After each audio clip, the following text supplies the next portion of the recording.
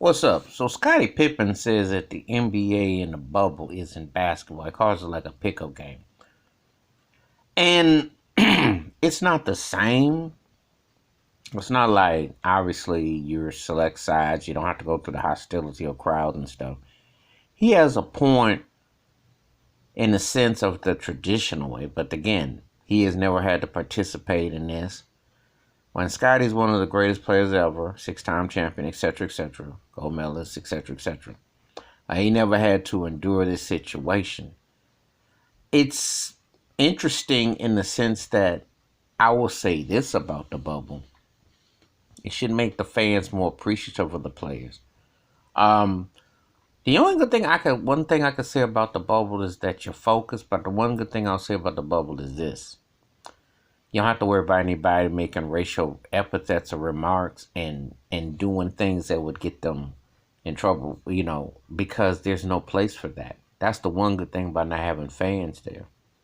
Could you imagine if Jackie Robinson didn't have to play in the bubble when he came in baseball in 1947? Could you imagine some of the stuff that Russell Westbrook then went through the last few years if he didn't have to go through that at the basketball court? People people getting into different things. My point is this: it's not the same. But then I don't look at it like it could look at it as a pickup game, but they still still throwing zones and things.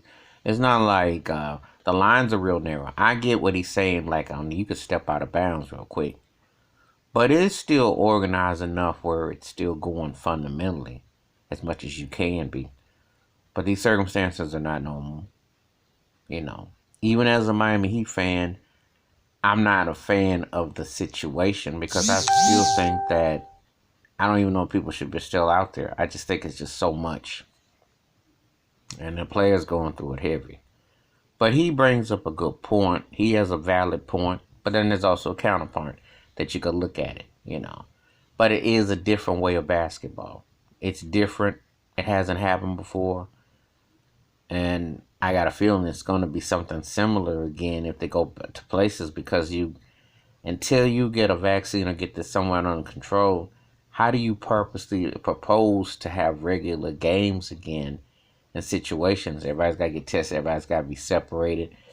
And there's just so much that goes on with the details. So who's to say what's going to happen?